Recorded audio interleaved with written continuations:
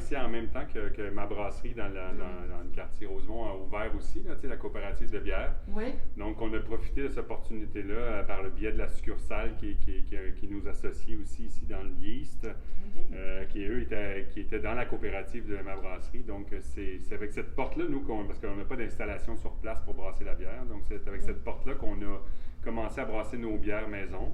Donc, on a fabriqué 4 là-bas qui sont encore nos bières phares ici, là, qu'on sert plus qu'on sert tout le temps, mais qui sont nos bières moins chères en 5 à 7 en fait. Oui, les bières régulières. C'est ça. Fait que là, ça fait 5 ans qu'on est ouvert et puis ça va toujours de mieux en mieux, sauf que là, bon, l'année passée, comme tout le monde, on est retombé à l'an 0, à l'an moins 1.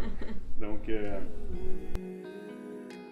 Mais ce qui nous aide, c'est ça, c'est que les gens, ils veulent se montrer solidaires. T'sais, beaucoup de gens qui nous connaissent sont contents de pouvoir nous acheter, nous trouver en épicerie spécialisée ou dans un IGA, mais aussi c'est qu'on a réalisé à quel point il n'y avait pas beaucoup d'APA sur le marché. Absolument. Puis des IPA, il y en a une autre, puis encore une autre, mais des APA, il n'y en a tellement pas beaucoup, puis c'est un style, je veux dire, accessible,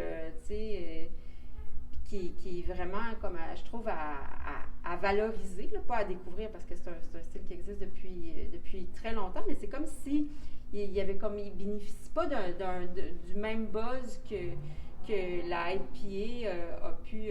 En fait, avec tout l'ajout doublon, tout le monde est allé tout le temps plus loin dans la IPA. Tout le temps, il y a des goûts encore plus houblonnés que le mélange de tout. Puis, celle-là est super bien équilibrée entre l'amertume, justement, qu'on retrouve, mais aussi toute la fraîcheur, le pamplemousse, les conifères, tout un espèce de mélange qui fait que c'est vraiment bonne. Ça s'appelle la garantie prolongée. Je ne sais pas ce nom-là, popé il y a 5 ans, là, on disait tout le temps, on va trouver des noms que le monde dise aux barman, hey, je vais te prendre une. Puis là, on disait, mais je vais te prendre une garantie prolongée, c'est weird, ça, OK.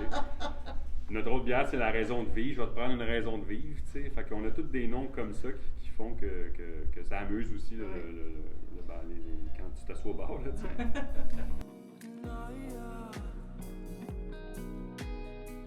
C'est accessible, tout ça, mais c'est le fun de me prendre une bière comme ça. C'est rafraîchissant, mais en même temps, c'est pas trop lourd. Si tu veux initier quelqu'un au houblon, là, je veux dire, au moins, tu lui dis, mais commence avec ça, là, puis, tu sais. Ben, en fait, je trouve que c'est comme un hybride entre, la bière de soif, puis justement la bière qui a vraiment beaucoup de caractère. Je trouve que, oui, c'est une bière de soif, mais avec du caractère. On n'est pas vraiment dans la blonde, qui se boit, je veux dire, en termes d'alcool aussi, IPA est souvent dans les 6, 6.5, 7, tandis que là, on est à 5.5, donc c'est encore une bière qui est comme, des fois tu prends 2 IPA, puis t'es comme, OK, tu sais, qu'on fait, là, je veux dire, autant que ça peut être cool, autant que tu peux dire, my God, j'ai juste pris 2 bières, puis je suis complètement, bon.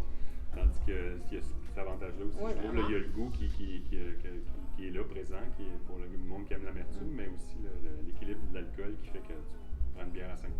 C'est toujours bon, l'équilibre. Oui. C'est ce qu'on veut toujours. C'est ça. Ben, je vous remercie beaucoup. Ben, ça fait plaisir. Merci d'être là.